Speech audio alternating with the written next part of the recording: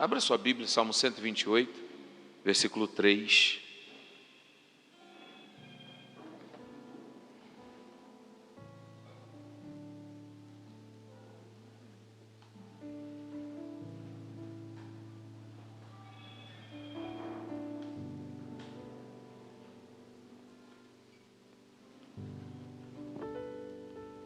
Hoje nós vamos falar sobre encaminhar os filhos, como encaminhar os filhos. Estamos esse mês todo falando sobre essa questão de família, e hoje em específico vamos falar sobre esse assunto, em homenagem a Catiane, o pai dela que está ali, ó.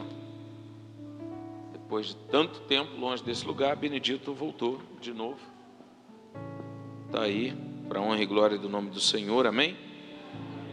Graças a Deus. Então vamos ler Salmo de número 128, salmo bem conhecido. Diz assim a palavra do Senhor: bem-aventurado aquele que teme ao Senhor e busca andar em seus caminhos. Comerás do fruto do teu trabalho, serás feliz e próspero. Tua esposa será como videira frutífera em tua casa. Teus filhos serão como brotos de oliveira ao redor da tua mesa. Eis como será abençoado a pessoa que teme ao Senhor. Que o Senhor te abençoe desde Sião, para que completes ou contemples a prosperidade de Jerusalém todos os dias de sua vida, que alcances a fidelidade dos filhos de Deus, filhos dos teus filhos, e veja a paz sobre Israel, que alcance a felicidade dos filhos dos teus filhos, dos netos, e veja a paz sobre Israel, amém? Graças a Deus. Eu quero trabalhar mais especificamente o versículo de número 3, sua mulher será como uma videira frutífera em sua casa. Parte B, seus filhos serão como brotos de oliveira ao redor da sua mesa. Exatamente sobre isso é o que a gente vai falar.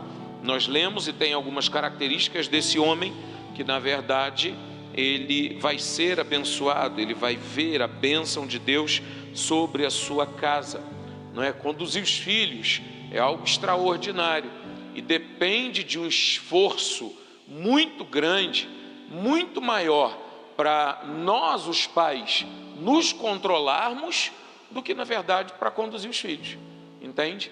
Porque na verdade, a grosso modo, se você parar para pensar, quem é que estraga os filhos? Hã? Não, fala aí, gente. Quem que estraga os filhos? Hã? São os pais. São os avós, não. Os avós só ficam com os filhos pouquíssimo tempo. A quantidade de tempo que os avós ficam com os netos é muito pouco, não dá para estragar, não. Quem estraga são os pais. Entendeu?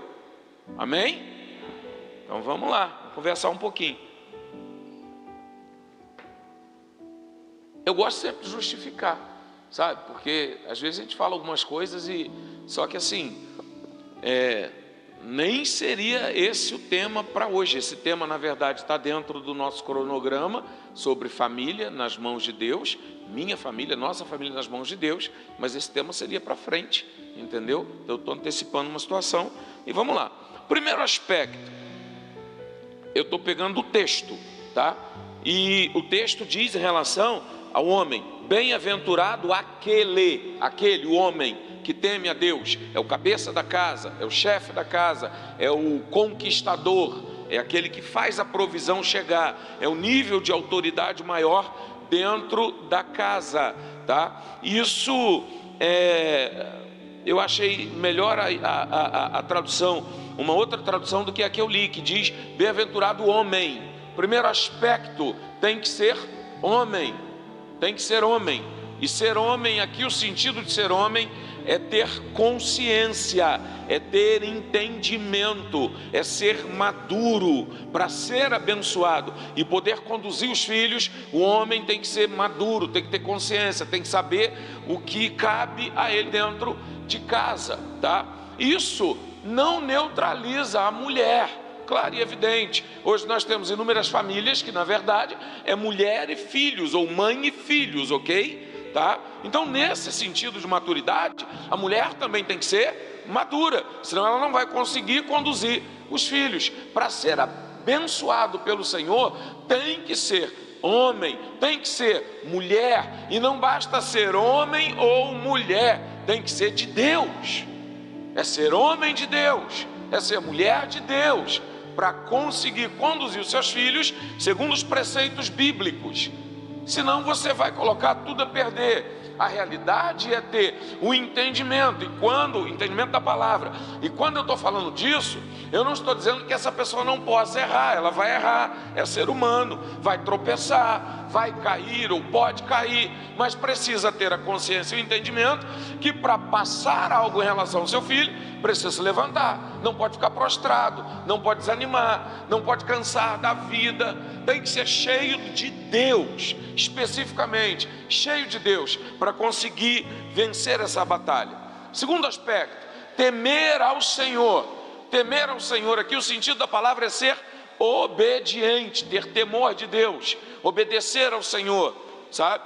Aprender da palavra, porque o texto, um dos textos que nós vamos ler, vai falar em relação a ensinar o filho no caminho que deve andar. E ensinar o filho no caminho que deve andar, a primeira coisa para alguém que quer ensinar algo é saber.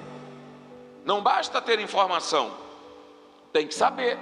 Não basta trazer o filho, colocar na igreja e achar que a igreja vai se responsabilizar pela educação do filho, porque a igreja não tem como obrigatoriedade ou responsabilidade educar ninguém. Ao contrário do que a gente pensa, principalmente da sociedade brasileira, a educação é na escola. Não se aprende educação na escola. Educação em casa, é passado de pai para filho. Amém? Então vamos lá. Então tem que temer ao Senhor, tem que honrar ao Senhor, tem que se submeter ao Senhor, tem que ser obediente ao Senhor, tem que ser submisso a Deus, sabe? Um homem cheio de Deus, mulher cheia de Deus e submisso ao Senhor, que compreende e sabe quem Deus é. Outra questão do texto, andar em seus caminhos, andar nos caminhos do Senhor, é outra questão imprescindível, sabe? Andar nos caminhos do Senhor é andar segundo a vontade de Deus, é andar naquela direção que Deus apontou para que essa pessoa ande. E eu queria lembrar você de Abraão, subindo para o monte da provisão, na verdade, com Isaac do lado, com feixe de lenha, com cutelo na mão, e seguindo uma ordem de Deus. Deus mandou que ele subisse com o menino para sacrificar, amém? E andar nos caminhos do Senhor é andar segundo a vontade de Deus, não segundo a nossa vontade, não segundo aquilo que é importante para nós, porque todo o seu comportamento vai servir de exemplo para o filho. Se você quer encaminhar ele, ande no caminho do Senhor, por mais que esse caminho seja difícil no momento. Mas Abraão vai subir lá e chega um determinado momento que ele vira para os moços e diz: olha, vocês vão ficar aqui, eu e o menino vamos subir, vamos sacrificar ao Senhor. E a continuidade da frase ele diz: e voltaremos. Se Abraão não seguisse os caminhos ou o caminho do Senhor, ele não iria experimentar a provisão de Deus. De quando chega lá no monte, está Isaac deitado na pedra, e ele com o cutelo na mão para sacrificar o menino, e o anjo vira para ele e diz: basta. E Deus proveu o cordeiro para ele. Então, andar nos caminhos do Senhor é compreender e entender que Deus tem provisão, que a guerra pode estar travada, a dificuldade pode ser imensa, mas na hora devida, Deus vai entrar com provisão. E se você compreende isso, seu filho vai ter o mesmo processo, o mesmo entendimento. Amém? Hoje eu vou desmistificar um negócio aqui para a gente aprender melhor, entender melhor o que o texto diz, tá? Essa questão de ensina o teu filho no caminho que deve andar, entendeu? Comerá do fruto do seu trabalho. É outra questão, e aí começa a vir as bênçãos. Agora ele vai comer do fruto do seu trabalho, vai ser feliz. Olha os primeiros momentos do versículo. Ele tem que ser homem, ele tem que temer o Senhor, ele tem que andar nos caminhos do Senhor. Tem consequências para isso, e a consequência é comer do fruto do seu trabalho. Sabe o que isso quer dizer? Seu trabalho vai ser abençoado, Aonde você colocar a mão, a prosperidade vai acontecer. Não significa que não vai ter luta, que não vai ter dificuldade, mas Deus vai entrar com provisão. E às vezes a gente não entende, mas quando falta qualquer uma dessas áreas, talvez está faltando também a responsabilidade que eu preciso ter no meu caminhar com Cristo, na minha vida com o Senhor, porque a promessa dele: se eu for homem de Deus, se eu temer ao Senhor e andar nos caminhos do Senhor, eu vou comer do fruto do meu trabalho, amém? Você vai comer do fruto do seu trabalho, Deus vai abençoar. E aquela frase nossa, brasileira, que diz: aonde come um, come dois, três, quatro. Não vai ser simplesmente um comer, vai ser um alimento saudável, vai ser algo agradável aos olhos de Deus. Outra consequência, ele vai ser feliz. Feliz. E não é uma felicidade passageira, momentânea, natural e humana, dependente. Acho que foi no Conectados ontem que a gente falou isso. Não sei se tem alguém aqui que foi no Conectados. Tem? Vocês não foi que a gente falou? Tá? Não é essa felicidade nossa, natural. Que na verdade não é felicidade. Felicidade só em Jesus. O que a gente vive é uma euforia. A Larissa está lá. Acho que foi só a gente mesmo. Não está aqui hoje. O que a gente chama de felicidade, na verdade, é muito mais uma euforia do que felicidade. Essa felicidade, ela é deturpada de uma maneira muito rápida. Eu estava dando um exemplo ontem de uma mãe, quando ganha o bebê, a felicidade de pegar o bebê no colo, a alegria de pegar o bebê no colo, ela passa nos primeiros momentos quando a mãe tem que amamentar, que o bico do peito racha, dói, sangra. Aí eu estou vendo umas mães assim, ó, lembra até hoje, né? Entendeu? Isso não é felicidade. A felicidade que o texto está dizendo é uma felicidade gerada pela presença e ação de Deus, algo perene, permanente, algo que na verdade é imutável, não muda, é real, é verdadeiro, independente do que está acontecendo à sua volta. O Senhor gera essa felicidade, amém? Tudo irá bem, em tudo, o texto está dizendo, em tudo ele irá bem. Tudo vai prosperar, as coisas vão acontecer. Ele vai ter o retorno do seu trabalho, o retorno da aplicação da sua força em qualquer área e direção que ele tiver. Eu volto a dizer, isso não exime das lutas, mas há uma confiança interna, uma segurança interna, que Deus já entrou com providência, e aquela luta, aquela peleja, ela vai ser passageira e ele vai prosperar. Isso é uma segurança gerada pelo Senhor.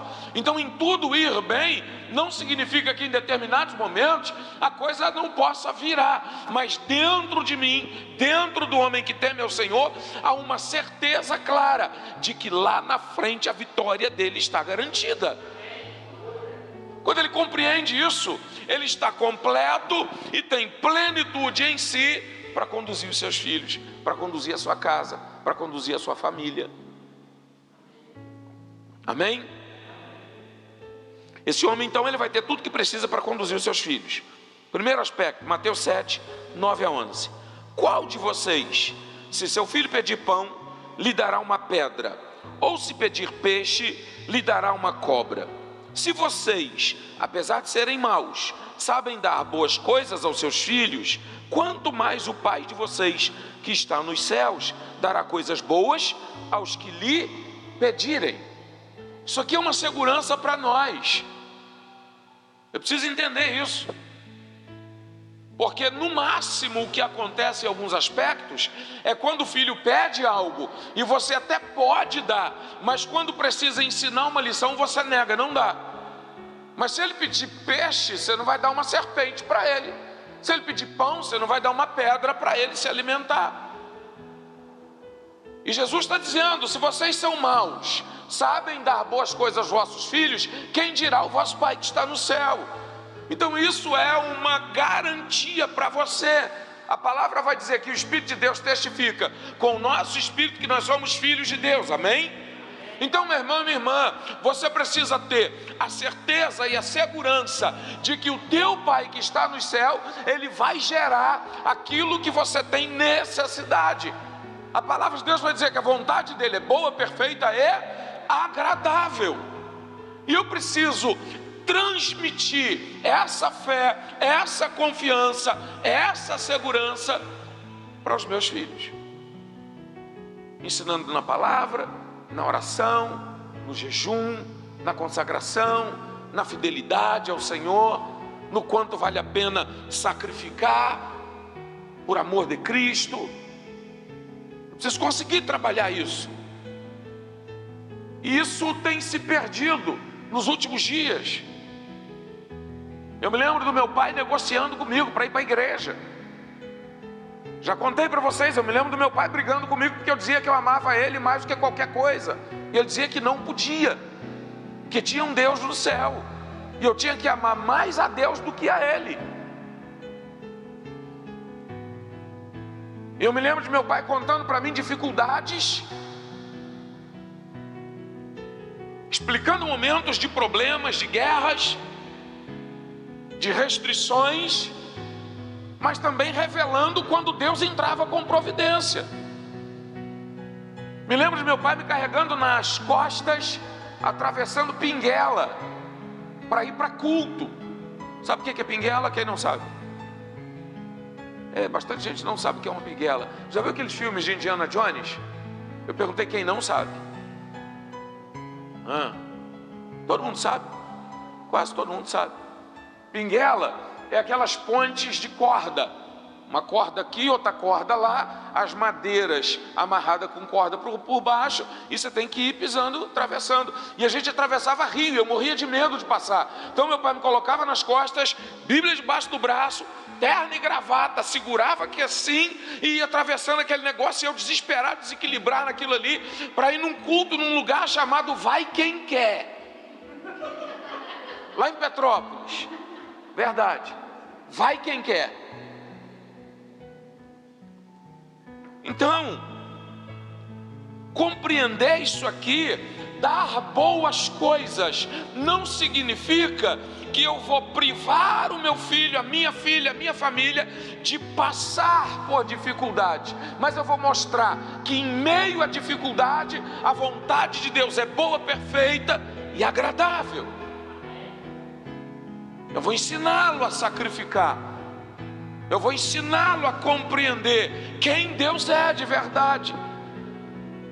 Que Deus é bom acima de qualquer coisa. Que mesmo quando a resposta de Deus ela é negativa, Deus continua sendo bom. Isso dá trabalho, ensinar filhos dá trabalho. Pai e mãe têm divergências na forma de pensar, que precisa entrar em acordo, que precisa saber determinados limites, mas que não pode colocar o filho em um pedestal, que não pode colocar o filho em uma situação como se fosse o príncipe da casa, ou melhor, desculpa, como se fosse o rei da casa, porque tem pai e mãe que chamam o filho de príncipe, mas trata-o como rei, e ele não é o rei.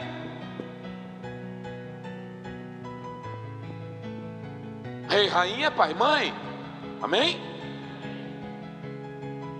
Príncipe é o príncipe, enquanto o rei está no governo, o príncipe se submete ao rei e à rainha. Porque assim como Deus não mima você, você não pode mimar seu filho. E é muito normal colocar o filho em uma bolha de proteção, para que ele não seja atingido por absolutamente nada na vida. Só que você está criando alguém com muitas fragilidades. Porque às vezes o pai e a mãe esquecem que o filho, ele não é criado para ele, para o pai e para a mãe. Filho não é criado para o mundo, também não. Filho é o meu, pelo menos, e minha filha é criada para o Senhor Jesus, o seu também, amém? Só que eles vão ter que viver a vida deles, vão ter que interagir. Vai chegar um momento que pai e mãe não tem como proteger mais. E às vezes quando você cerca plenamente de todos os cuidados, ele não consegue sobreviver lá fora. Mesmo um pai e uma mãe que tem toda a condição financeira para gerar tudo que o filho precisa, você vai ensinar uma pessoa gerando tudo que ele precisa ou tudo que ele quer, melhor dizendo, você vai gerar uma pessoa com dificuldades no futuro, porque ele pode não saber administrar o que chegar à mão dele ou o que vai chegar à mão dele. Eu me lembro de uma vez que eu saí junto de alguns pastores para almoçar num restaurante no centro, que antigamente era a churrascaria que tinha, agora é chimarrão. Como é que é o nome? Negócio de Rica, Quinta Rica. E aí a gente está lá almoçando. Eu estou almoçando porque estão pagando para mim. E aí daí a pouco chega um monte de criança, adolescente, 10, 11, 12, 13 anos, que pela forma e a postura deles, eu julguei que eles estavam acostumados a chegar naquele lugar, uniformizados, já tinha lugar para sentar e coisa e tal, aquela coisa toda. E aí, se um pai, ele mesmo podendo, ele mantém um filho almoçando todos os dias, há anos a fio, num restaurante desse caro, o que vai ser dessa criança se amanhã, quando adulto, ele não souber administrar o que o pai deixou para ele e ele perder? E aí depois ter que, eu vou usar uma expressão, almoçar num pé sujo. Quem sabe o que é um pé sujo? Eu almoço na rua sempre, então tem pé sujo, mão suja, barba suja, entendeu? Tem um monte de coisa. O que vai ser dele? Entendeu? Se você não ensinar que a vida tem dificuldade, o que vai ser dele? E isso, ou dar boas coisas para o filho, não é dar tudo que ele precisa, ou melhor, não é dar tudo que ele quer. Não é trabalhar a lei da compensação.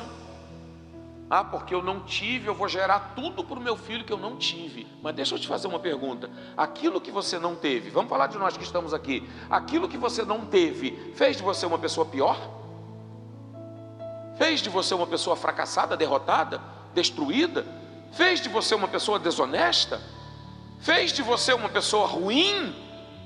Então o que você não teve, não foi tão ruim assim, para agora você querer compensar na vida do filho, gerando tudo que ele quer, e às vezes até o que você não pode dar, porque tem pai que é assim: eu vou gerar para o meu filho mesmo que eu não puder, mas eu não tive, eu vou fazer o que eu não posso. Você não está ensinando boa coisa para o teu filho. Você tem que gerar o que ele pode ter, você tem que gerar o que você pode gerar. A gente conhece um monte de histórias de filhos que esnobam, que desprezam os pais, que têm vergonha dos pais, porque muitas vezes os pais não podem gerar o que ele quer quando chega a uma determinada idade, mas foi os pais que introduziram isso na mente dos filhos quando menores. Se não tiver limite, não vai. Vamos lá. Queremos sempre dar boas coisas aos filhos, mas será que isso é o suficiente? Queremos sempre dar coisas boas aos filhos, mas será que isso é o que é preciso?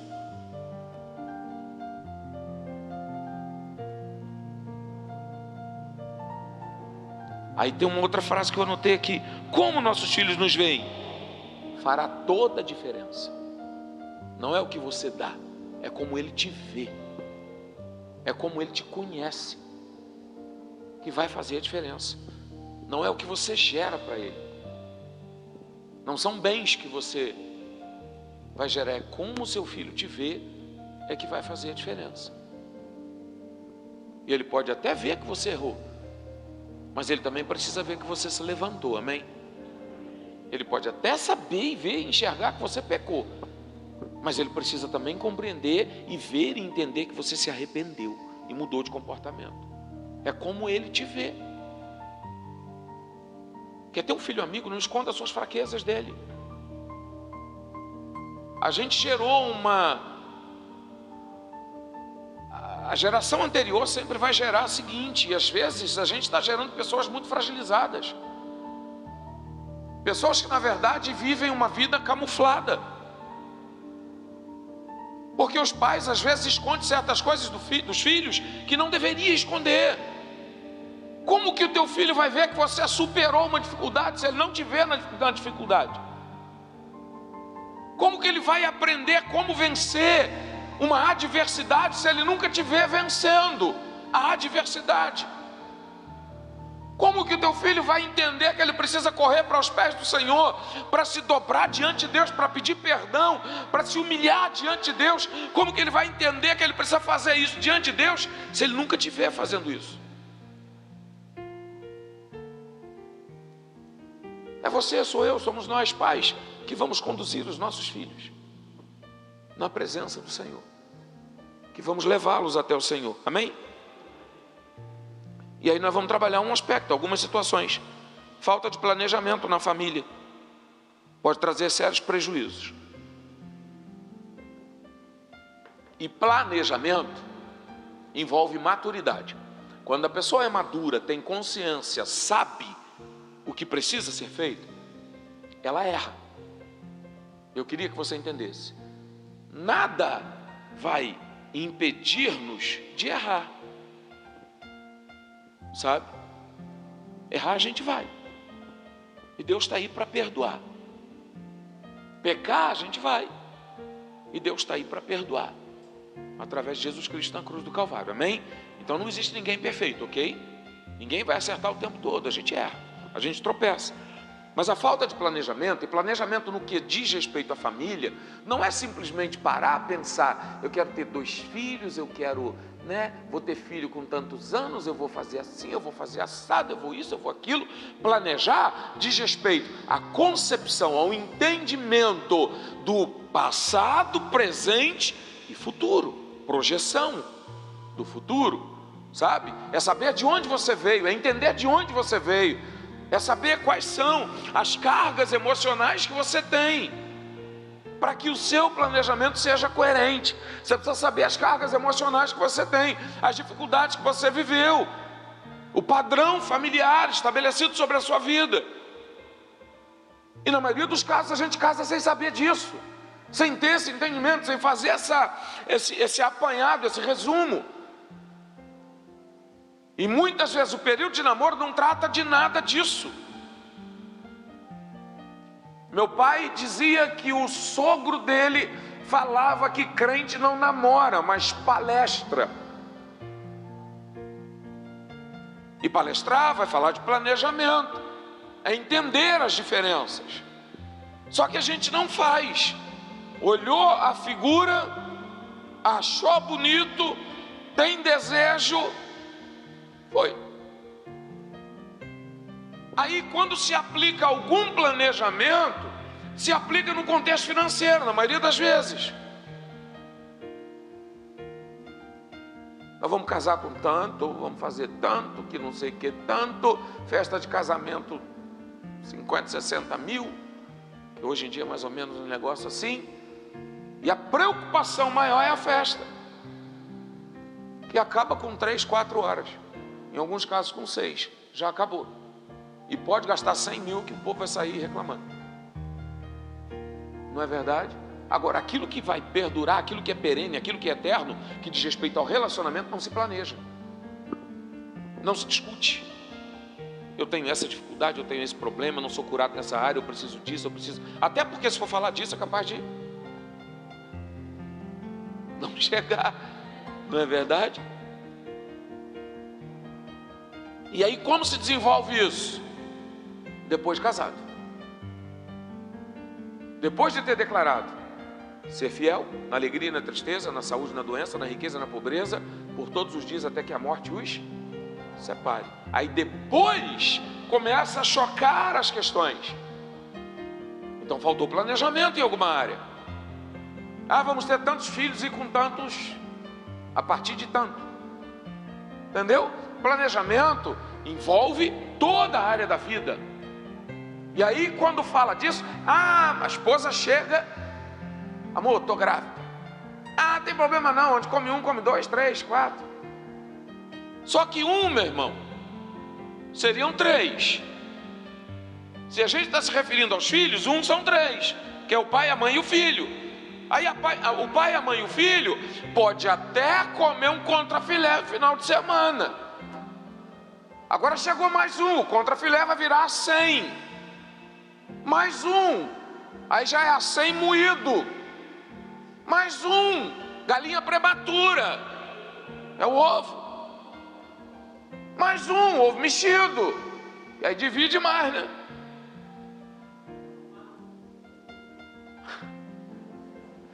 Tem uns aí que tem 14 ou mais. E rapaz, lá veio o púlpito. Então a falta de planejamento traz alguns prejuízos. Para um bom planejamento é preciso uma visão, não só do presente, mas também em relação ao futuro. A partir daí, vamos perceber que todas as nossas atitudes vão refletir na vida dos filhos mais à frente, quer sejam atitudes boas ou ruins. Mas elas vão contribuir de alguma forma. Precisamos compreender que que tempos difíceis geram pessoas fortes. Pessoas fortes geram tempos fáceis. E tempos fáceis geram pessoas fracas. Pessoas fracas geram tempos difíceis. E a gente não dá conta dessa realidade. E aí, chega em um determinado momento, sabe por quê? Boa parte dos jovens que vão casar, eles casam sem nenhum planejamento. Quem são os culpados? Os pais. Sabe? Eu conheço um pai que virou e falou o seguinte: bom, lugar para morrer não vou me preocupar não. Depois que eu morrer, eu que se vira para ir. Já estou morto mesmo, bota em qualquer lugar. Só que ele está botando a conta dele para quem pagar? Para os filhos. Os filhos é que tem que pagar essa conta. Só que o que é que ele deixou para os filhos? Às vezes não deixou nada. Entendeu? Então família é responsabilidade. E se não tiver planejamento, não vai fluir. Se eu não encaminhar, entendeu? E aí eu queria que você entendesse uma coisa: todo pai precisa deixar algo para o filho. Não significa que seja dinheiro, não significa que seja moradia. Em alguns casos, legado, responsabilidade, honestidade, princípios, pelo menos tem que deixar. Entendeu? Tem que encaminhar. E o ponto principal é ensinar a buscar recursos. Esse é o ponto principal. Mas todo pai tem que deixar, todo pai e mãe tem que deixar algo para o filho. Amém? Só que tem um outro padrão, que é um negócio estranho. Como é que é o negócio aqui? Tempos difíceis geram pessoas fortes. Pessoas fortes geram tempos fáceis. Tempos fáceis geram pessoas fracas. E pessoas fracas geram tempos difíceis. Aí vamos lá. Isso eu aprendi com a minha esposa, meu sogro, minha sogra. Arthur, eu acho que nunca dormiu. Amor, Arthur chegou a dormir alguma vez a noite toda na casa dos seus pais? Ela está fazendo uma consulta lá. Só depois de grandão. Eu me lembro de quantas vezes a gente chega tarde de casa, e poucas vezes eles ficaram lá. Eles insistiam: deixa com a gente. Não, carregar para todo lado. Pouquíssimas vezes ficava lá.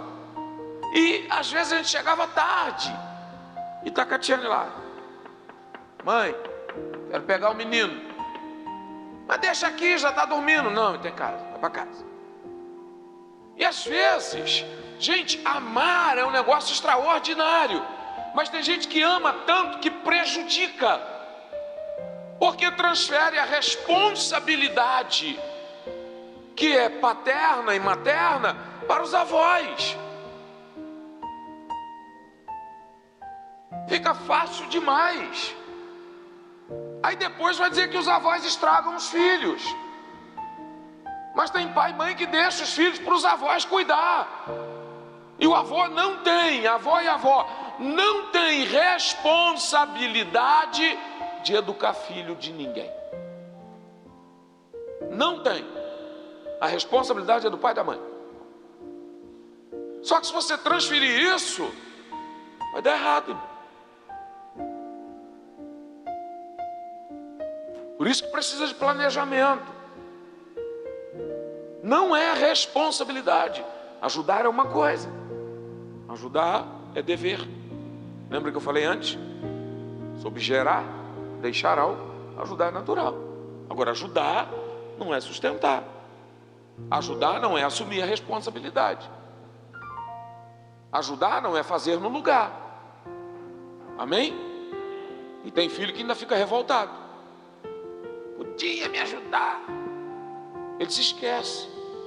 Só que aí, gente, de todo jeito. Por que o filho às vezes é descansado?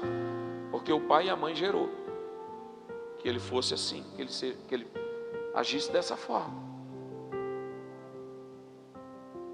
Vou passar um vídeo para vocês, rapidinho.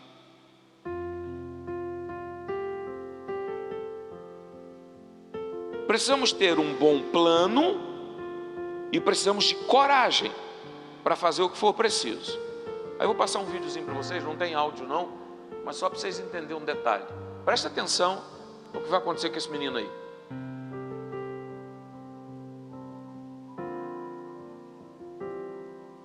Saiu a bola e o garoto partiu. O que ele vai fazer? Fala rápido. Ah, tá. Vamos ver. Oi, defendeu?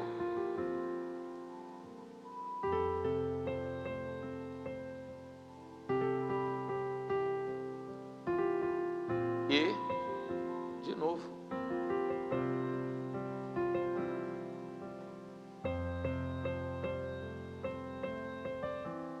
A carinha dele. Nessa hora aí tá todo mundo vaiando o goleiro. Isso aí ele carregado. Essa atitude do goleiro gera uma pessoa forte ou uma pessoa fraca?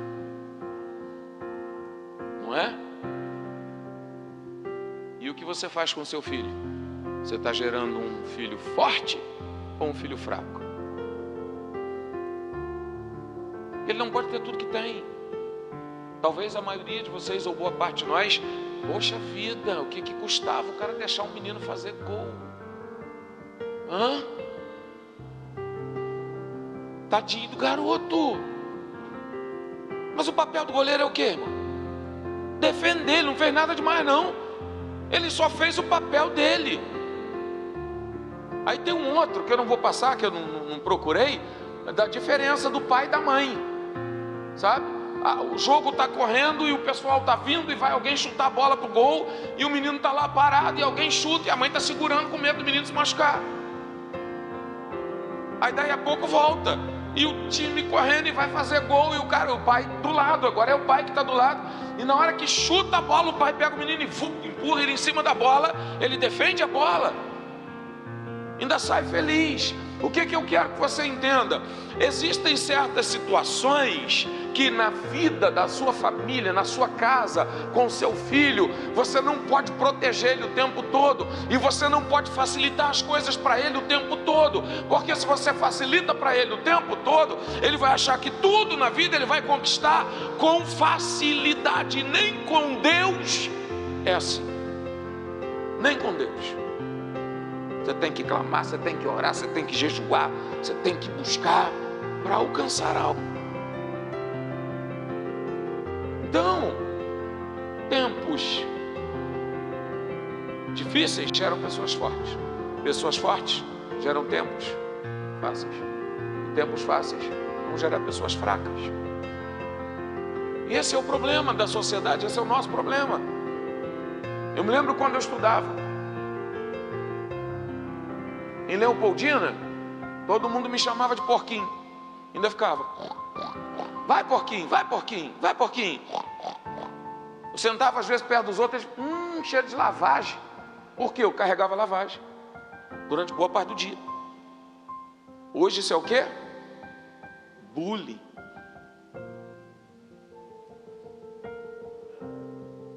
Me chamavam de amendoim.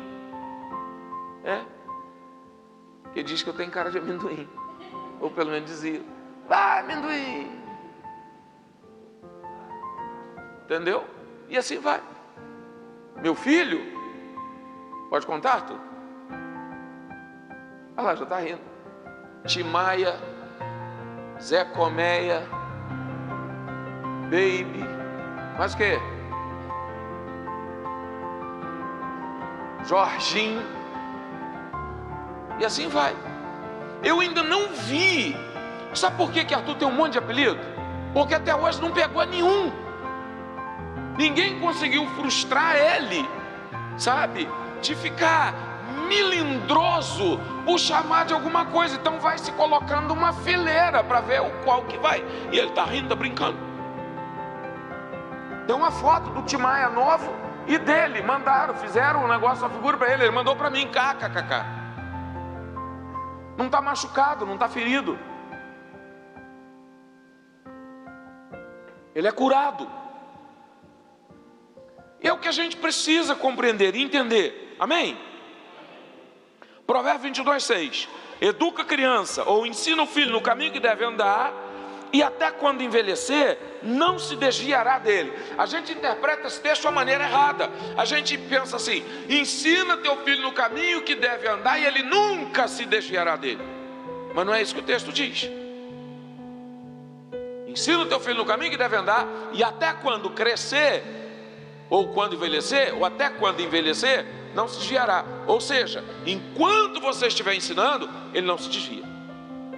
Ele não vai se desviar até alcançar a idade que você entende que agora ele está velho e não precisa mais ser ensinado. É isso que o texto está dizendo. Não é que ele nunca se desviará. Ensina o caminho que ele deve andar, e até quando crescer não se desviará. Ou seja, a gente julga que o filho tem que ser ensinado só quando é criança. Você já me ouviu dizer isso várias vezes. Arthur está com 17. Bota a cara aí, Arthur. Quando você fizer 18, você pode fazer o que você quiser? Não, fala mais alto, ninguém ouviu. Quando você casar, você pode fazer o que você quiser? Responsabilidade é minha. Aí o pai vira e fala assim: quando você fizer 18, você faz o que você quiser. Você sabe, quando ele fizer 18, como vai estar a mentalidade dele? Não sabe. Nem ele sabe. Por que você está liberando ele?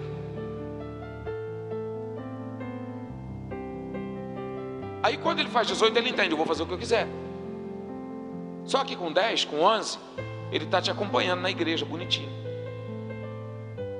Quando ele fizer 18, ele quer ir para as baladas, ele quer fazer o que ele quiser.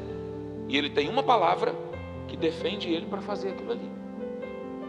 Meu sogro conhece uma vizinha nossa, que o filho não queria ser crente, e ela falava que tinha que ser crente.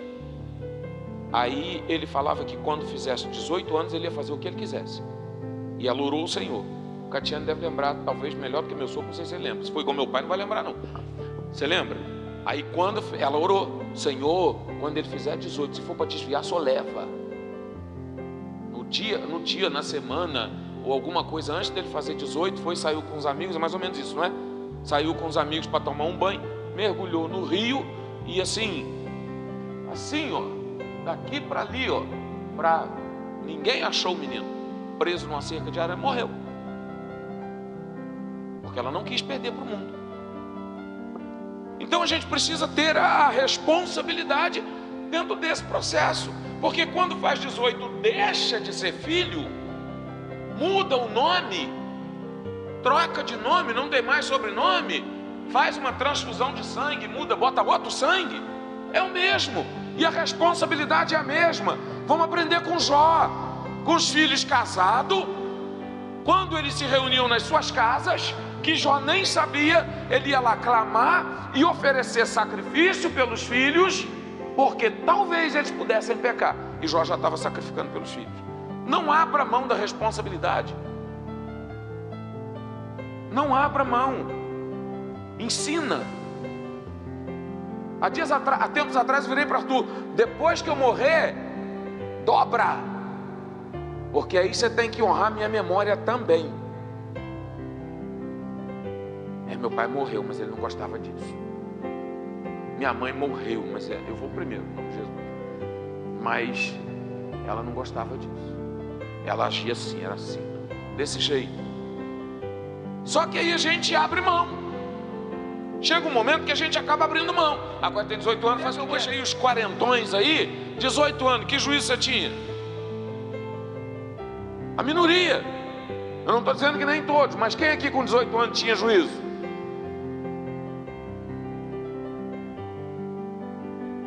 Ó, quantas pessoas tem aqui, Eric?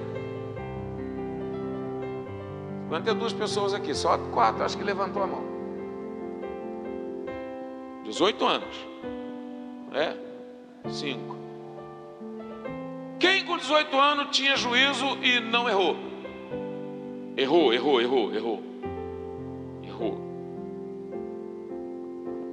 Entendeu?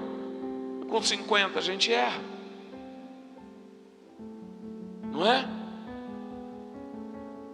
Quem aqui com 18 anos que diz que tinha juízo, não virou para o filho e disse assim: eu já tive 18 anos, meu filho. Eu já tive 18. E com 18, né? Então a gente erra, é normal. Então o que eu estou dizendo? Não abra mão de ensinar, de conduzir, de mostrar o caminho. Amém? Provérbios 13, 24. Quem se nega a castigar seu filho, não ama. Quem o ama, não hesita em discipliná-lo. Disciplinar e castigar é a mesma coisa. Tá?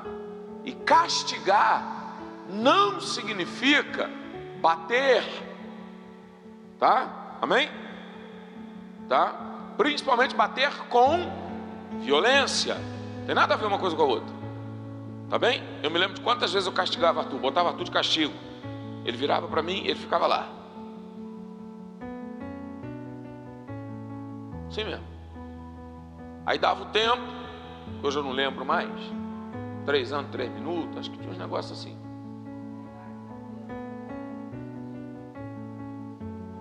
De minutos. Eu pensei que eu tinha errado. 3 anos, 3 anos. Tem uns que quase que é bom, né?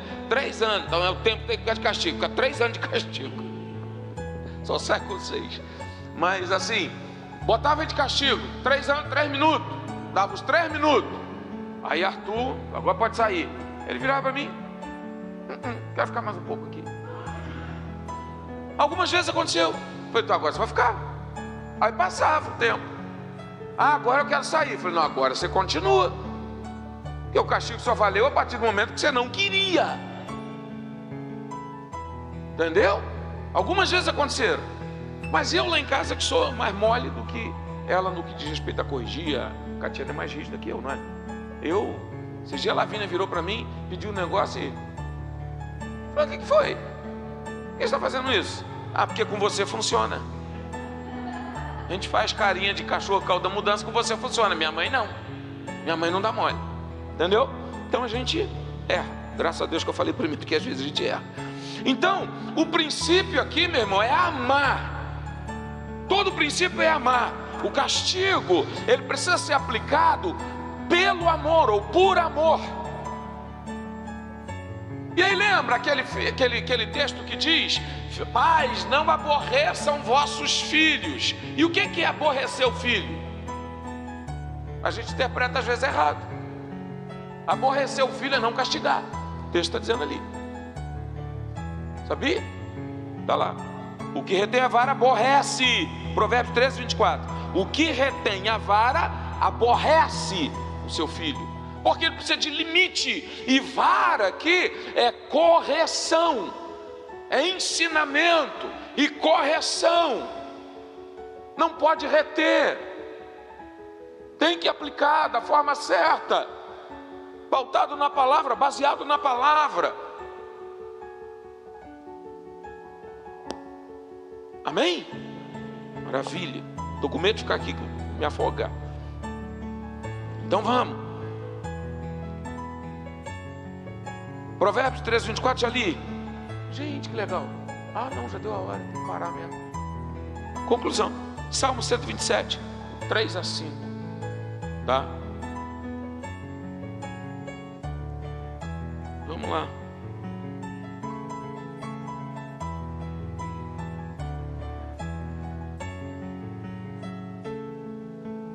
Os filhos são herança do Senhor. É uma recompensa que Ele dá. Como flechas nas mãos do guerreiro são os filhos nascidos na juventude. Como é feliz o homem cuja aljava está cheia deles. Não será humilhado quando enfrentar seus inimigos no tribunal. Então eu queria que você, obrigado, compreendesse com clareza essa situação. Filho é bênção, mas precisa ser educado, precisa ser corrigido, precisa ser ensinado, precisa ter limites, precisa ter exemplos, precisa que os pais sejam exemplos, precisa ser impulsionados a fazer aquilo que é correto, precisa aprender princípios bíblicos, precisam ser guiados e conduzidos, porque paternidade ela não se encerra com a idade. Tudo bem que às vezes tem filho que, dependendo da idade do pai, o pai vira criança e o filho tem que conduzir o pai. Mas isso só vai acontecer se o pai for eficiente no tempo dele devido. Se ele não for eficiente, vai virar um problema louco.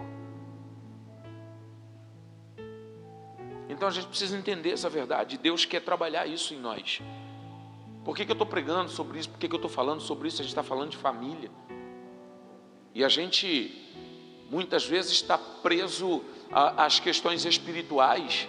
E tem tanta gente num contexto espiritual dentro da igreja, pregando, revelando, cantando, louvando, fazendo, acontecendo, mas que na verdade a casa está de cabeça para baixo. E a palavra, o objetivo da palavra é realinhar tudo isso, porque Deus, Ele é fiel, e não importa o quão distante seu filho, sua filha possa estar dos caminhos do Senhor, você tem poder e autoridade para reaver isso agora, em nome de Jesus. Não importa a palavra que você liberou lá atrás, e agora talvez seu filho, ele aproveitou aquela palavra, e talvez dentro de casa você já nem julga ter mais autoridade. A autoridade foi dada por Deus, e Deus pode devolver a você. Seu filho, por mais que você tenha liberado, ele não é autoridade sobre você, ele não tem poder para tirar essa autoridade e neutralizar você dessa autoridade. E a autoridade que eu estou falando aqui agora é no que diz respeito à proteção, é no que diz respeito a cuidado, é no que diz respeito a trazer de volta para a realidade da vontade do Senhor. Seu filho não tem esse poder. Se você falar com Deus, Deus vai reaver a autoridade para você, e você vai orar com mais autoridade, você vai falar com seu filho e filha com mais autoridade, você vai declarar o que ele precisa ouvir com mais autoridade, porque a autoridade quem dá é quem tem. Filho não tem autoridade sobre pai, mas pai tem sobre filho. E a autoridade que você precisa vem do céu. Vamos ficar de pé em nome de Jesus.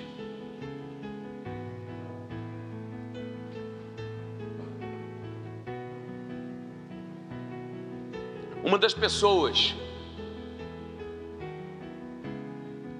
com quem eu mais converso, pensar aqui para ver se não vai dar errado, mas uma das pessoas com quem eu mais converso, se eu não estiver bem, se eu não estiver legal, se estiver faltando alguma coisa, se eu não estiver muito satisfeito, é Arthur. Eu sempre paro para ele. Ele normalmente vai saber, talvez eu erre nisso, talvez até algumas coisas que a tia não sabe, mas o Arthur vai saber normalmente como que eu estou, o que está acontecendo. Normalmente ele vai saber. E todas as vezes que eu falo para ele dos problemas, eu viro para ele e falo assim: ó, eu não desisto, eu não vou voltar atrás, eu não vou desistir, eu errei assim. Me lembro de quando ele era garoto, eu destratei um menino no mercado, estava querendo vender um produto de limpeza, não lembro o que era agora, é uma essência lá, um negócio qualquer. Foi no Bramil, não foi? Desinfetante no Bramil, eu destratei o garoto pequenininho. Some daqui, rapaz, não quero saber de você não. Sai daqui, não quero comprar nada. E aí eu olhei, quem estava atrás?